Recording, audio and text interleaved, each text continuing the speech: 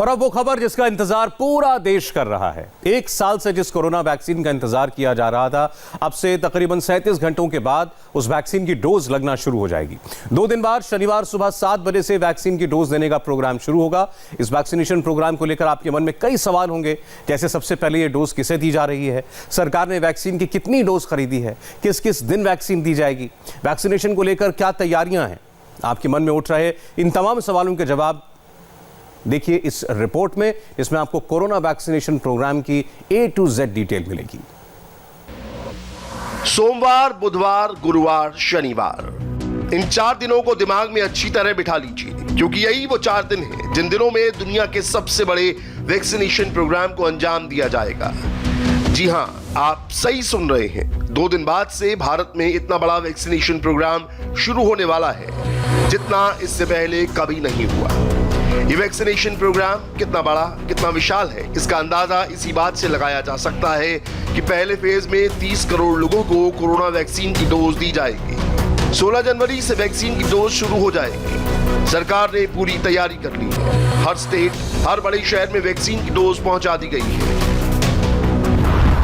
दिल्ली, महाराष्ट्र, कर्नाटक, बिहार, उत्तराखंड, गोवा, मध्य प्रदेश, उत्तर प्रदेश, मेघालय, मिजोरम, जम्मू कश्मीर, राजस्थान, गुजरात, केरल, आंध्र प्रदेश, तेलंगाना समेत सैकड़ों शहरों में कोरोना की वैक्सीन पहुंच चुकी है। आप भी इस वैक्सीन प्रोग्राम की डिटेल देखेंगे तो आप भी ये बात मान लेंगे कि इतनी बड़ी हेल्थ एक्सरसाइज आज से पहले दुनिया में कभी नहीं हुई। हम आपको सिलसिलेवार तरीके से इस वैक्सीनेशन प्रोग्राम की पूरी डिटेल बताने जा रहे हैं। सबसे पहले तो ये समझ लीजिए कि भारत में अभी सिर्फ 2 कोरोना वैक्सीन के इस्तेमाल की मंजूरी दी गई है। पहली है ऑक्सफोर्ड यूनिवर्सिटी और एस्ट्राजेनेका की कोविशील्ड, जिसे पुणे का सीरम इंस्टीट्यूट बना रहा है, जबकि दूसरी वैक्सीन है भारत बायोटेक की कोवैक्सीन। सरकार ने फिलहाल सीरम इंस्टीट्यूट से कोविशील्ड की 1 करोड़ 10 लाख डोज खरीदी है, जबकि भारत बायोटेक की कोवैक्सीन की 55 लाख डोज अभी सरकार ने परचेज की। केंद्र सरकार ने किस राज्य को वैक्सीन की कितनी डोज दी है वो बताने से पहले ये जानना जरूरी है कि फर्स्ट फेज में 30 करोड़ लोगों को कोरोना वैक्सीन की डोज दी जाएगी।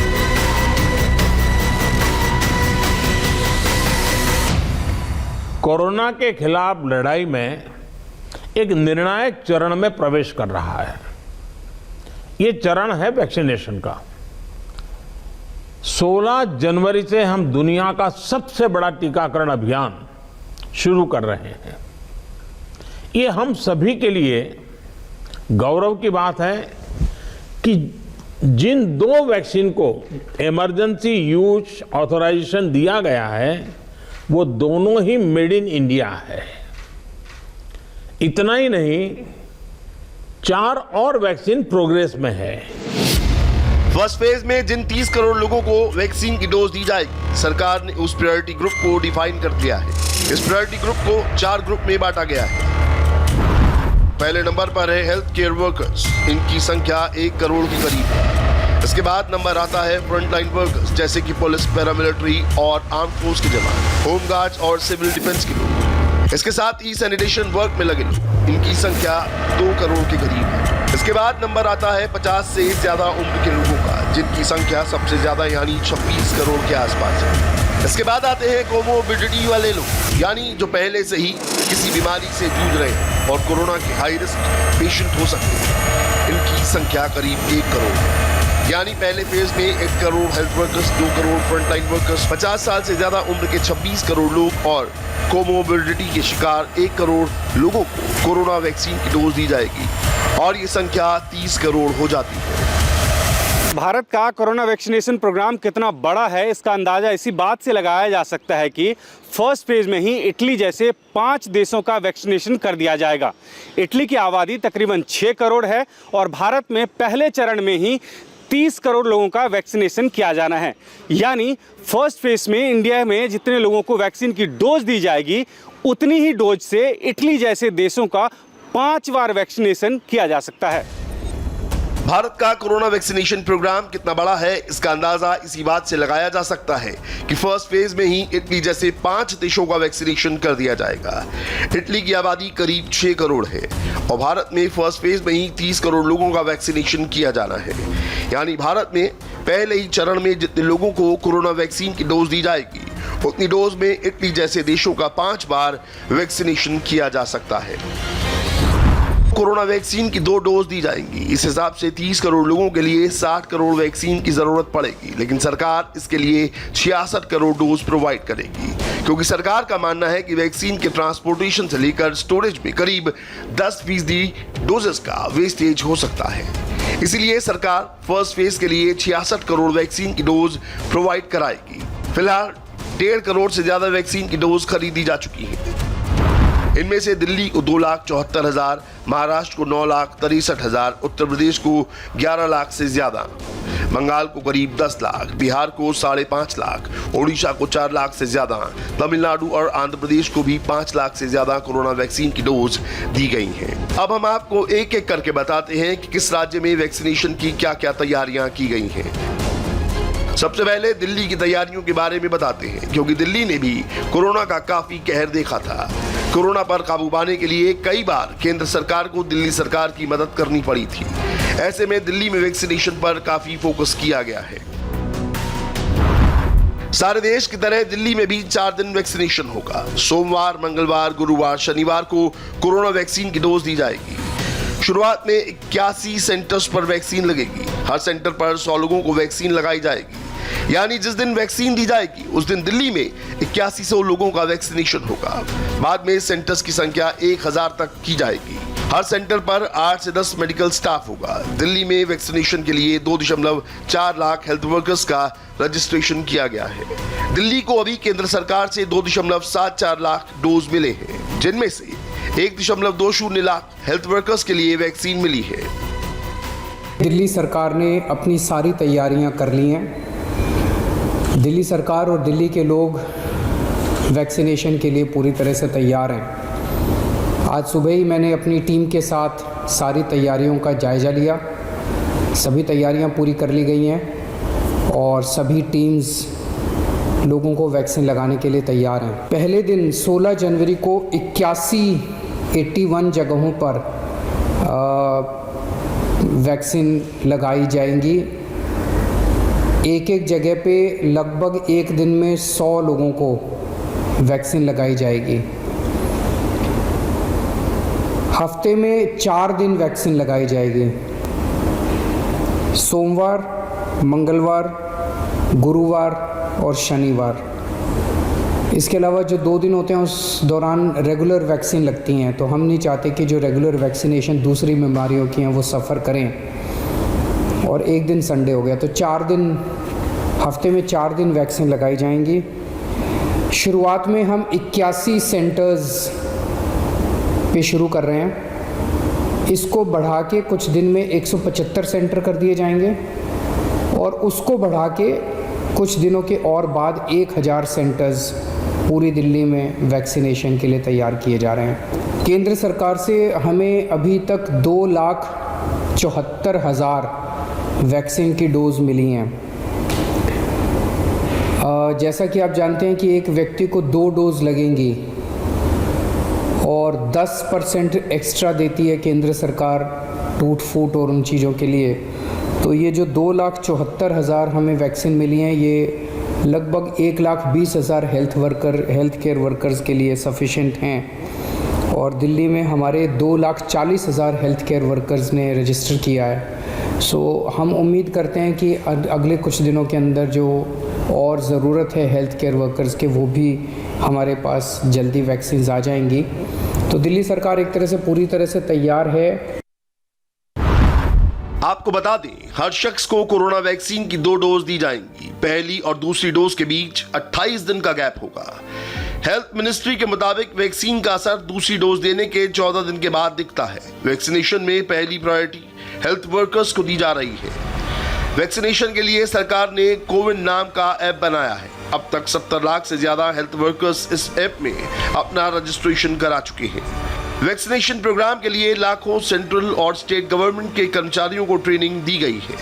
चूंकि कोरोना की वैक्सीन को एक खास टेम्परेचर में स्टोर करके रखना है, इसीलिए 29,000 cold chain point, 240 walk in coolers, 70 walk in freezers, 45,000 ice line refrigerator, 41,000 deep freezer, 300 solar refrigerator का इंतजाम किया गया है। वैक्सीन के स्टोरेज के लिए करनाल, कोलकाता, चेन्नई और मुंबई में 4 प्राइमरी स्टोर्स बनाए गए हैं। इसके अलावा अलग अलग राज्यों में 37 वैक्सीन स्टोर भी स्थापित किए गए हैं। मंगलवार से बाय एयर कोरोना वैक्सीन की डोजेस का ट्रांसपोर्टेशन शुरू किया गया था, जो आज खत्म हो गया है। अब 16 जनवरी से डोज देनी शुरू हो जाएगी। मुंबई में भी कोरोना वैक्सीन की डोज देने के प्लान पर आखिरी मोहर लग गई है।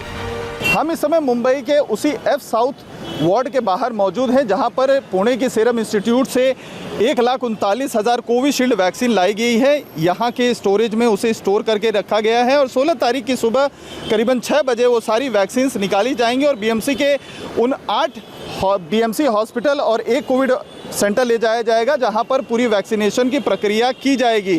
पहले फेज़ के वैक्सीनेशन में करीबन 1.25 लाख हेल्थ वर्कर्स को वैक्सीन दी जाएंगी। जिस रूट से जो है वैक्सीन इन कोविड सेंटर और बीएमसी हॉस्पिटल पर पहुंचेंगी, वो मैप भी तैयार हो गया है। आपको बता दें कि जो वैक्सीन के लिए वैन जाएंगी उसमें बीएमसी की सिक्योरिटी के अलावा पुलिस की टीम भी एस्कॉर्ट करते हुए इन वैक्सीन वैन्स को लेकर जाएगी। इसके लिए मुंबई पुलिस बाकायदा ग्रीन कॉरिडोर का भी इस्तेमाल करेगी, ताकि ट्रैफिक से जो लोग हैं उसे बचाया जा सके और वैक्सीन जल्द से जल्द वैक्सीन सेंटर पे पहुंचाई जाए। 16 तारीख को सुबह ये 6 बजे से हमारे वहाँ से रवाना हो गए और यहाँ पे 7 बजे तक पहुँच जाएंगे, क्योंकि क्या है कि एफ साउथ वार्ड से जो हमारे वैक्सीनेशन सेंटर है वो काफ़ी करीब है, तो 16 के सुबह ही हम उनको पहुँचाएंगे और उसका वैक्सीनेशन का प्रोग्राम शुरू होगा। किसको कितना देना है ये भी हमने तय कर लिया है और वो भी हम उनको अलग अलग बक्से में वो हम मुंबई पहुँचाने की कोशिश करेंगे। जैसा कि आपको मालूम है, भारत में कोरोना के सबसे ज्यादा केस महाराष्ट्र में ही सामने आए थे और इस महामारी से सबसे ज्यादा मौतें भी महाराष्ट्र में ही हुई थी। इसीलिए महाराष्ट्र में वैक्सीन के लिए मुंबई के लिए नागपुर रीजन पर भी खास फोकस किया जा रहा है। नागपुर सेंटर से महाराष्ट्र के 6 जिलों में वैक्सीन भेजी गई है। नागपुर सेंटर को 1 लाख से ज्यादा डोज दी गई है। नागपुर के साथ साथ पूरे विदर्भ में वैक्सीन पहुंच गई है। नागपुर संभाग को 6 जिलों में बांटा गया है और साथ ही साथ पूरी विदर्भ की यदि बात करूं तो विदर्भ को 2 डिवीजन में रखा गया, 2 सेंटर रखे गए हैं। पहला सेंटर जो रखा गया है नागपुर डिप्टी डायरेक्टर हेल्थ का रखा गया है, दूसरा अकोला को रखा गया है। नागपुर संभाग से 6 जिलों में वैक्सीन भेजी गई है, साथ ही साथ अकोला से 5 जिलों में भेजी जा रही है। नागपुर सर्कल के अंतर्गत अपने 6 जिले आते हैं: भंडारा, चंद्रपुर, गढ़चिरौली, गोंदिया, नागपुर और वर्धा। इसके लिए हमको टोटल नागपुर सर्कल के लिए 1,14,000 डोजेस प्राप्त हुए हैं और हमने भंडारा को 9,500 डोजेस दिए हैं, चंद्रपुर को 20,000 डोजेस दिए हैं, गढ़चिरौली को 12,000 डोजेस दिए हैं, गोंदिया को 10,000 डोजेस दिए हैं और नागपुर को 42,000 डोजेज दिए हैं और बाकी भी प्रक्रिया सब शुरू है। महाराष्ट्र से अब आपको बिहार लेकर चलते हैं। 16 जनवरी से होने वाले वैक्सीनेशन प्रोग्राम के लिए बिहार में भी तैयारियां पूरी कर ली गई हैं। पटना के मेन सेंटर से वैक्सीन की वाइल्स को डिस्ट्रिक्ट सेंटर भेजा जा रहा है। पहले दिन यानी 16 जनवरी को बिहार के अलग अलग राज्यों में 1600 लोगों को कोरोना वैक्सीन की डोज दी जाएगी। इंडिया टीवी संवाददाता नीतीश चंद्र ने पटना के कोल्ड स्टोरेज के अंदर जाकर वैक्सीन को अलग अलग सेंटर्स में भेजे जाने के प्रोसेस को देखा। पटना के लिए 50,000 डोज भेजा गया है। हम इस वक्त पटना के वैक्सीन सेंटर में हैं और आप देखें यहाँ जितने आपको इक्विपमेंट्स दिखाई दे रहे हैं ये सभी ILR हैं या डीप फ्रीज़र हैं और इन्हीं में से एक में यहाँ पर आप देखिए ये कोविड-19 वैक्सीन है और इसमें वैक्सीन जो रखा हुआ है इसको निकाल कर भेजा जा रहा है अलग अलग जगहों पर। यहाँ पर आप देखिए जो वैक्सीन है ये रखा हुआ है। अब चूंकि पटना ज़िले के अंदर जितने भी छोटे छोटे केंद्र हैं जहां पर वैक्सीनेशन होना है, पहले चरण में 16 जनवरी को 16 केंद्रों पर वैक्सीनेशन होना है और अब इसको यहाँ पर देखिए ये आइस बॉक्स है और इसे यहाँ पर रखा जा रहा है। इस तरह से भेजा जाएगा ताकि टेम्परेचर जो है वो मेंटेन रहे। हम आपको दिखा दें, ये जो आप देख रहे हैं ये जो है इसी से मेंटेन होता है टेम्परेचर। ये आइस के फॉर्म में होता है लेकिन चूँकि 2 से 8 डिग्री टेम्परेचर की आवश्यकता है, इसलिए इसको कंडीशन करके यानी इसके टेम्परेचर को कम करके तब इसमें रखा जाता है। और इस तरह से देखिए वैक्सीन को घेराबंदी कह सकते हैं की जाती है ताकि इसका टेम्परेचर जो है वो मेंटेन रहे। अब देखिए बीच में वैक्सीन है और इसके चारों तरफ इस तरह से, इसे क्या कहते हैं जो ये है आइस पैक। तो आइस पैक जो है चूँकि ये पहले से बना कर रखा जाता है पूरी तरह से जमा हुआ, और हम आपको दिखाते हैं, ये आप देखिए, ये जो आप देख रहे हैं बॉक्स, इसमें इस तरह से जब रखा गया है तो अब इसका टेम्परेचर जो है वो मेंटेन रहेगा। चूँकि ये बिल्कुल जमा हुआ रहता है तो यानी 0 डिग्री हो गया, लेकिन इस स्थिति में चूँकि 2 डिग्री से की आवश्यकता है, 2 से 8 डिग्री, इसलिए इसको कंडीशन किया जाता है, कुछ देर के लिए बाहर छोड़ा जाता है। और अब देखिए ये पूरी तरह से जमा हुआ नहीं है, इसमें आपको लिक्विड की तरह दिख रहा है, और इसलिए अब इस वैक्सीन के ऊपर इसे रख दिया गया और इसको अब इसे बंद कर दिया जाएगा और फिर इसे अलग अलग जगहों पर भेजा जाएगा, उन सेंटर्स पर जहां टीकाकरण होना है। पटना में 16 तारीख के वैक्सीनेशन के लिए पूरी तैयारी हो चुकी है। इसके लिए 16 जगह चिन्हित हो चुका है और हमारे वैक्सीन भी कल हमारे डिस्ट्रिक्ट वैक्सीन जो सेंटर है वहाँ पर सारे वैक्सीन्स लगभग 5068 वाइल पहुँच गया, यानी 50,680 डोजेज़ हमारे यहाँ पहुँच चुके हैं, जिसमें 16 तारीख को 1600 लोगों का वैक्सीनेशन होगा और उनके लिए एक और डोज जो उनका नेक्स्ट डोज है वो भी हम लोग रख लेंगे पहले से। वैक्सीनेशन प्रोग्राम के लिए केंद्र सरकार ने कितनी डिटेल में तैयारी की है, इसका अंदाजा इसी बात से लगाया जा सकता है कि केंद्र सरकार की तरफ से राज्य सरकारों को जो लिस्ट भेजी गई है उसमें ये बताया गया है कि किस जिले में कितने लोगों को वैक्सीन की डोज दी जाएगी। केंद्र सरकार ने राज्य सरकारों से कहा है कि जिस जिले को जितनी डोज आवंटित की गई है उनका इस्तेमाल उन्हीं जिलों में किया जाए, एक जिले की डोज दूसरे जिले में डाइवर्ट ना की जाए। इसके साथ ही केंद्र की तरफ से यह भी कहा गया है कि फिलहाल एक वैक्सीनेशन सेंटर पर एक दिन में अधिकतम 100 लोगों को वैक्सीन दी जाए, जिससे सोशल डिस्टेंसिंग समेत दूसरे कोरोना प्रोटोकॉल का पालन हो सके। यानी सरकार की तरफ से वैक्सीनेशन के लिए हर छोटी से छोटी डिटेल का ध्यान रखा गया है। अब इंतजार है तो शनिवार यानी 16 जनवरी का, जिस दिन भारत में दुनिया का सबसे बड़ा वैक्सीनेशन प्रोग्राम स्टार्ट होगा। आज पूरी दुनिया एक सवाल पूछ रही है कि अमेरिका के राष्ट्रपति डोनाल्ड ट्रंप का अब क्या होगा। सवाल इसलिए क्योंकि अमेरिकी संसद के निचले सदन ने ट्रंप को उनके पद से हटाने का महाभियोग पारित कर दिया है, जबकि ट्रंप का कार्यकाल 20 जनवरी को वैसे ही खत्म हो रहा है और अभी महाभियोग को सीनेट से मंजूरी मिलना बाकी है। तो लोग ये जानना चाहते हैं कि जब ट्रंप खुद ही 20 जनवरी को हट जाएंगे तो उन्हें हटाने के लिए महाभियोग क्यों, इससे क्या हासिल होगा और ट्रंप के राष्ट्रपति पद से हटने के बाद क्या होगा। अनिश्चितता के इस माहौल से वॉशिंगटन में जबरदस्त टेंशन है।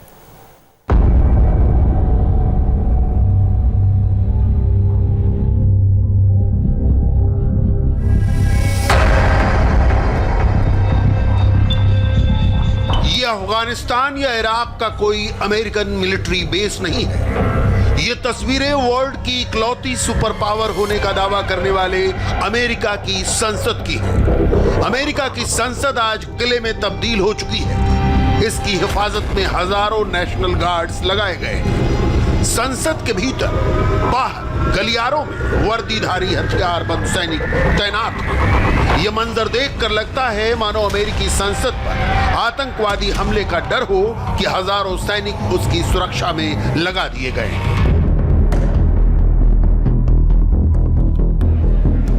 सुरक्षा बलों की तैनाती देखकर यह संसद नहीं कोई मिलिट्री बेस मालूम होती है, लेकिन अमेरिकी सांसदों को इसकी जरूरत महसूस हो रही है। वो डरे हुए हैं। खुद अमेरिकी संसद के हाउस ऑफ रिप्रेजेंटेटिव्स की स्पीकर और पद के हिसाब से अमेरिका की तीसरी सबसे ताकतवर शख्सियत नैन्सी पेलोसी कैपिटॉल के बाहर खड़े नेशनल गार्ड से हाय हेलो करने पहुंची।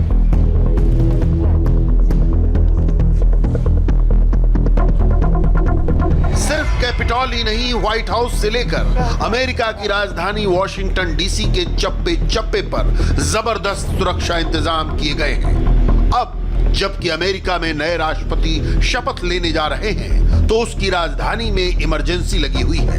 हजारों सैनिकों ने डेरा डाल रखा है। हालात ऐसे हैं कि खुद एक अमेरिकी सांसद ने कहा, आज वॉशिंगटन डीसी के हालात अफगानिस्तान जैसे हैं। There are more troops. आज वॉशिंगटन में अफगानिस्तान से ज्यादा सैनिक तैनात हैं। वो यहाँ अमेरिका के कमांडर इन चीफ यानी देश के राष्ट्रपति और उनके दंगाइयों से हमारी रक्षा के लिए आए हैं। President of the United States and his mob. America की संसद को सुरक्षा के इतने कड़े पहरे की जरूरत इसलिए पड़ी क्योंकि संसद के भीतर बेहद अहम मामले पर कार्यवाही चल रही थी। प्रेसिडेंट डोनाल्ड ट्रंप के खिलाफ महाभियोग प्रस्ताव लाया गया था। ट्रंप पर इल्जाम था कि उन्होंने अमेरिका के खिलाफ बगावत भड़काने की कोशिश की। उनके भड़काने पर ही दंगाइयों ने 6 जनवरी को अमेरिकी संसद पर हमला किया था। ट्रंप ने संविधान के प्रति निष्ठा रखने का वचन तोड़ा। Today, in a bipartisan way, the House आज सदन के दोनों पार्टियों के सांसदों ने यह दिखाया है कि कानून से ऊपर कोई नहीं, अमेरिका के राष्ट्रपति भी नहीं। डोनाल्ड ट्रंप हमारे देश के लिए खतरा है, ये बात बिल्कुल साफ है। हमने एक बार फिर देश के संविधान और अमेरिका की रक्षा के लिए ली गई अपनी शपथ को निभाया है। ईश्वर हमारी मदद करे। और अब मैं बहुत दुख और अपने टूटे हुए दिल के साथ ये कहती हूँ कि हम देश के राष्ट्रपति डोनाल्ड ट्रंप के खिलाफ महाभियोग प्रस्ताव पर दस्तखत कर रहे हैं क्योंकि उन्होंने बगावत को भड़काने का काम किया था।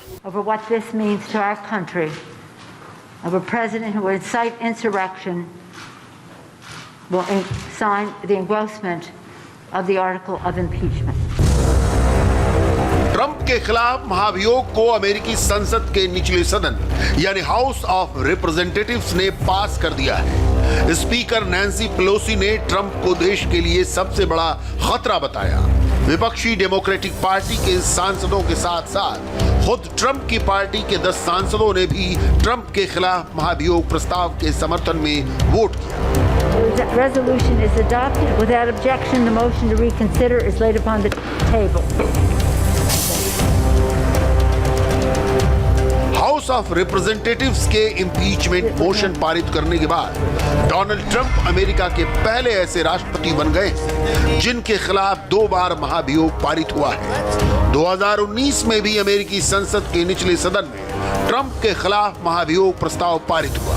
हालांकि तब उनकी पार्टी के सांसदों ने ट्रंप के खिलाफ वोट नहीं दिया था और सीनेट ने हाउस ऑफ रिप्रेजेंटेटिव्स के इस महाभियोग प्रस्ताव को खारिज कर दिया था। ये अमेरिका के इतिहास का बेहद अहम लम्हा है। डोनाल्ड ट्रंप अमेरिका के पहले ऐसे राष्ट्रपति बन गए हैं जिनके खिलाफ 2 बार महाभियोग पारित किया गया है। ये महाभियोग बड़ी तेजी से पारित हुआ। ये प्रस्ताव जितनी तेजी से पारित किया गया है उससे अमेरिका की संसद पर हुए हमले को लेकर सांसदों की नाराजगी साफ झलकती है, खासतौर से डेमोक्रेट सांसदों की। हालांकि इसमें कई रिपब्लिकन सांसद भी शामिल हैं।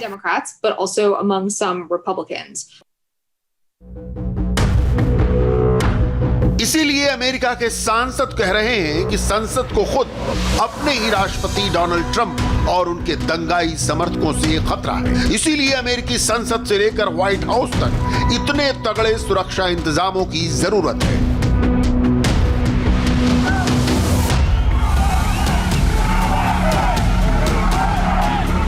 ट्रंप से अमेरिका को खतरा क्यों है, इसे समझने के लिए आपको 8 दिन पहले की इन तस्वीरों को देखना होगा जब प्रेसिडेंट ट्रंप के भड़काने पर उनके दंगाई समर्थकों ने अमेरिकी संसद पर हमला कर दिया था। उस वक्त संसद की बेहद अहम बैठक चल रही थी जिसमें नए राष्ट्रपति जो बाइडेन के चुनाव पर आखिरी मोहर लगनी थी, लेकिन ट्रंप किसी भी सूरत में हार कबूल करने को तैयार नहीं थे। उन्होंने अपने समर्थकों को भड़काकर अपने ही देश की संसद पर हमला करा दिया था। अब जबकि ट्रंप के खिलाफ महाभियोग प्रस्ताव को अमेरिकी संसद के निचले सदन ने पास कर दिया है तो डोनाल्ड ट्रंप शांति का जाप कर रहे हैं। महाभियोग पारित होने के बाद ट्रंप ने एक बयान जारी किया है क्योंकि सोशल मीडिया ने तो उन पर प्रतिबंध लगा रखे हैं। इस वीडियो में महाभियोग का जिक्र किए बगैर ट्रंप अपने समर्थकों से अहिंसक विरोध जताने को कह रहे हैं। There is never a justification हिंसा कभी सही नहीं है, इस पर कोई बहाना नहीं हो सकता है। अमेरिका कानूनों का एक राष्ट्र है। जो लोग पिछले हफ्ते हमलों में लगे थे उन्हें सजा दिलाई जाएगी। सभी आवश्यक संसाधनों का इस्तेमाल करने का निर्देश दिया है। वॉशिंगटन डीसी में हम शहर को सुरक्षित करने के लिए हजारों राष्ट्रीय गार्ड को ला रहे हैं ताकि बिना किसी दुर्घटना के ट्रांसफर हो जाए।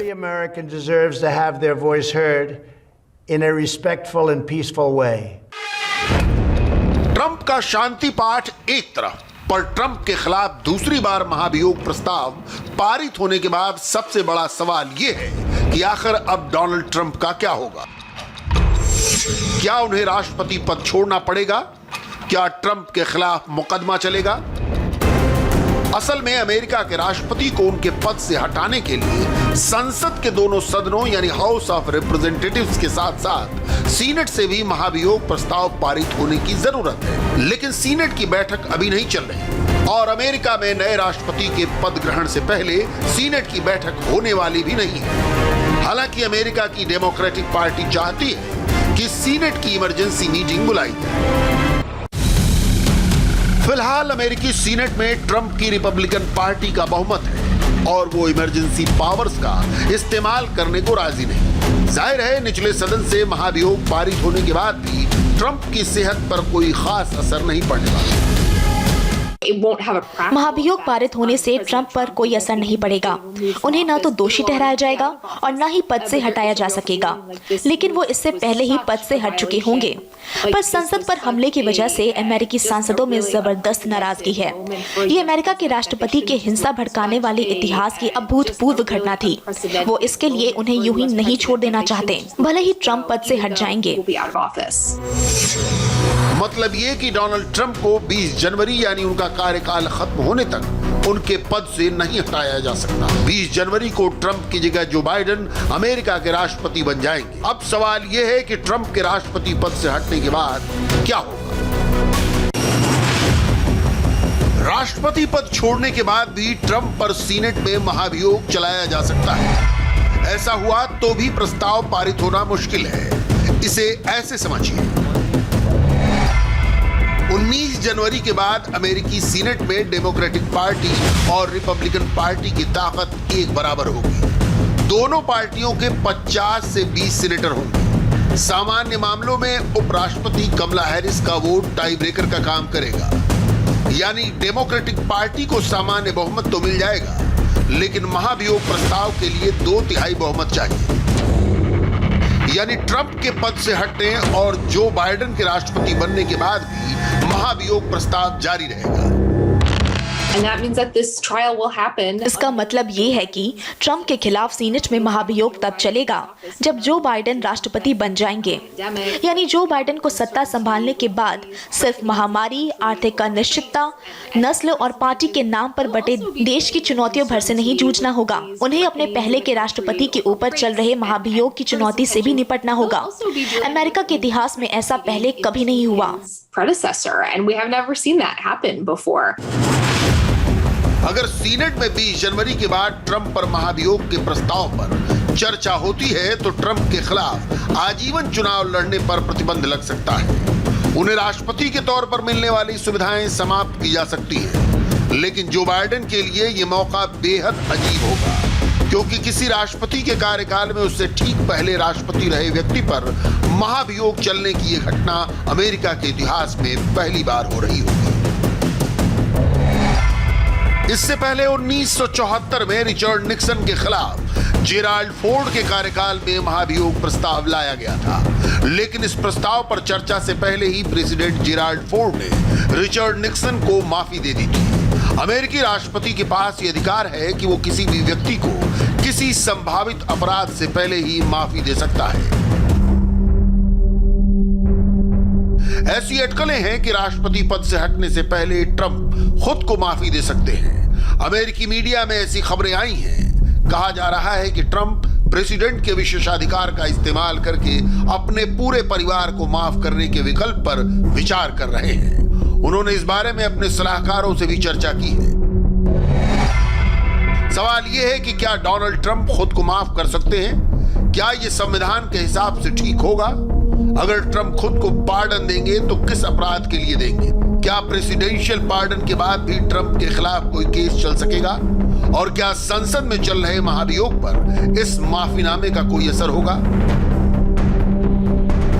इन सवालों के जवाब अमेरिका के संविधान में भी स्पष्ट नहीं है। जानकारों के मुताबिक अमेरिका के राष्ट्रपति को खुद को माफी देने का अधिकार संविधान में नहीं है। हालांकि इस पर लिखित रूप से कोई पाबंदी भी नहीं है। अगर ट्रंप खुद के लिए माफीनामे पर दस्तखत करते हैं तो ऐसा करने वाले वो पहले अमेरिकी राष्ट्रपति होंगे। 3 नवंबर को चुनाव हारने के बाद वो अपने कई करीबी लोगों को माफी दे चुके हैं। खुद के लिए माफीनामा जारी करके ट्रंप खुद को अमेरिकी संसद पर हमले की जांच से बचा सकते हैं, लेकिन संसद में चल रहे महाभियोग पर ट्रंप के माफीनामे का असर नहीं होगा। राष्ट्रपति का माफीनामा केवल संघीय सरकार के खिलाफ अपराधों पर लागू होगा। ऐसे में ट्रंप अगर खुद को माफ भी कर लेते हैं तो भी उनके खिलाफ राज्यों के कानून के तहत चल रहे मुकदमे जारी रहेंगे। मैनहट्टन जिला अदालत और न्यूयॉर्क राज्य में उनके खिलाफ मुकदमे चल रहे हैं। इन पर ट्रंप के माफीनामे का कोई असर नहीं होगा। यही वजह है कि डोनाल्ड ट्रंप अब शांति का मंत्र जप रहे हैं, लेकिन इससे उनके भविष्य पर कोई खास असर नहीं पड़ने वाला। ट्रंप के तमाम सोशल मीडिया अकाउंट्स बंद कर दिए गए हैं और अब तो उनके कारोबार पर भी चोट होने लगी है। कई कंपनियों ने भविष्य में ट्रंप ऑर्गेनाइजेशन के साथ कारोबार से इनकार कर दिया है। जर्मनी के डॉयचे बैंक, अमेरिका के सिग्नेचर बैंक, कनाडा की ऑनलाइन कंपनी शॉपिफाई, अमेरिका की सॉफ्टवेयर कंपनी सेल्सफोर्स, अमेरिकी कंपनी स्ट्राइप ने भी ट्रंप की कंपनी के साथ कारोबारी रिश्ते खत्म करने का ऐलान किया है। न्यूयॉर्क राज्य जहां ट्रंप का बिजनेस हेडक्वार्टर है, उसने ट्रंप ऑर्गेनाइजेशन के साथ तमाम ठेके रद्द करने का ऐलान किया है। इनमें गोल्फ कोर्स और अन्य ठेके शामिल हैं। अमेरिका के राष्ट्रपति ने दंगाइयों की एक भीड़ को अमेरिकी संसद पर हमले का निर्देश दिया। उन्होंने संसद पर हमला उस वक्त कराया जब वो एक संवैधानिक जिम्मेदारी निभा रहे थे। इस अपराध को देखते हुए न्यूयॉर्क शहर ने अपने अधिकारों का इस्तेमाल करते हुए तय किया है कि हम ट्रंप ऑर्गेनाइजेशन के साथ सभी ठेके रद्द कर रहे हैं। हम ट्रंप की कंपनी के साथ कोई संबंध नहीं रखेंगे। हम आपके साथ अब कोई कारोबार नहीं करेंगे। और मैं आपको बता दूं, अब बहुत से लोग आपके साथ कोई कारोबारी रिश्ता नहीं रखने वाले हैं। We're not doing any business with you. By the way, a lot of other people are not doing any business with you any longer. Donald Trump पर हो रहा ये चौतरफा हमला उन पर बहुत भारी पड़ने वाला है। महाभियोग के चलते भले ही ट्रंप को तुरंत कुर्सी न छोड़नी पड़े, लेकिन खुद को माफ करने के बाद भी वो अमेरिकी राज्यों में चलने वाले मुकदमों से बच नहीं पाएंगे। और अमेरिकी संसद पर हमले में ट्रंप की भूमिका के बाद जिस तरह उनके कारोबार पर चोट पड़ रही है, वो आगे चलकर और भी गहरी होती जाएगी। 20 जनवरी को राष्ट्रपति के तौर पर ट्रंप का कार्यकाल खत्म होगा। उनकी मुश्किलें उसके बाद और बढ़ेंगी, ये तय। अमेरिका में ट्रंप की इंपीचमेंट का प्रस्ताव पास हो गया है, तो वहीं पाकिस्तान में इमरान की इंपीचमेंट की बात हो रही है।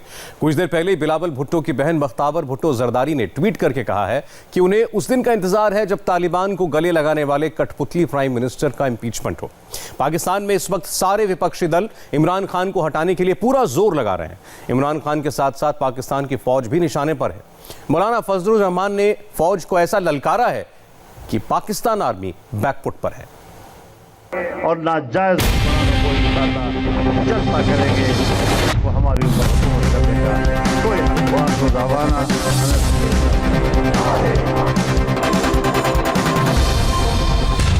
पाकिस्तान डेमोक्रेटिक अलायंस की क़यादत बैठकर लॉन्ग मार्च का ऐलान करेगी। इस बात का भी फैसला करेगी कि लॉन्ग मार्च इस्लामाबाद की तरफ किया जाए या लॉन्ग मार्च रावलपिंडी की तरफ किया जाए। मुझे उसकी कोई वजह नज़र नहीं आती पिंडी आने की। इफ एट ऑल वो आना चाहते हैं तो हम इंशाल्लाह उनको चाय पानी पिलाएंगे, अच्छा उनको लुक आफ्टर करेंगे। पाकिस्तान के पॉलिटिकल सर्कस में अब मौलाना और फौज आमने सामने है। चैलेंज खुल्लम खुल्ला है।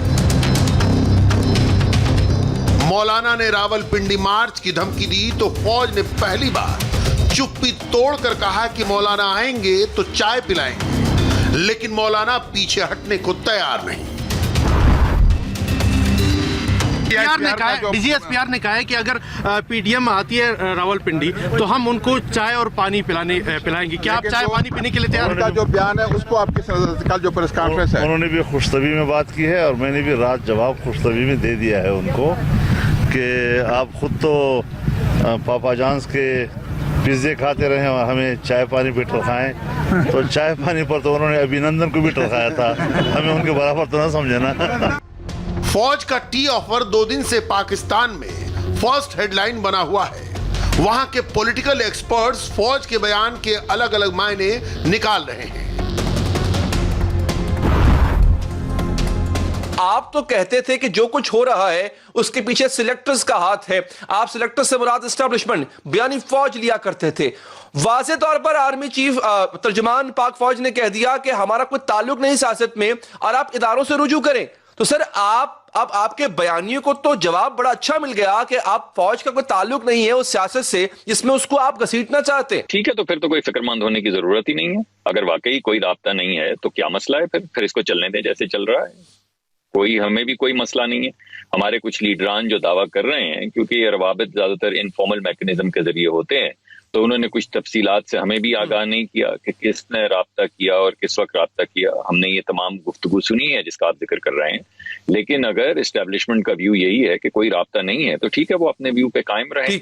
अगर हमसे कोई कांटेक्ट करेगा तो हम आपको बताते रहेंगे, और अगर वो कहते रहेंगे हमने राब्ता नहीं किया तो फिर एक ही सूरत रह जाती है कि फिर इमरान खान साहब राब्ता करते होंगे।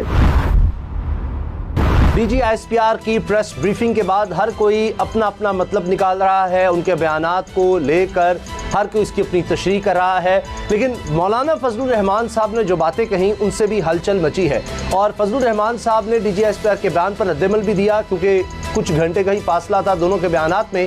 फजलुर रहमान साहब ने तो कहा कि जनाब हमें चाय का आप कह रहे हैं, और पिज़्ज़े की उन्होंने फरमाइश कर दी फजलुर रहमान साहब ने। फिर उन्होंने कहा कि जी आप वजाहत करें, अगर आप पीछे नहीं हैं हुकूमत के तो ठीक है, आप इसको वाजे करें, वरना फिर हम आपके भी खिलाफ निकलेंगे। तो इस तरह से उन्होंने धमकियां भी दी हैं फौज को। बार उन्होंने कहा कि चाय पानी उनको पिलाएंगे। अब ये एक वो रवाजी सा जुमला है, लेकिन मौलाना साहब आगे थोड़े से फैल गए।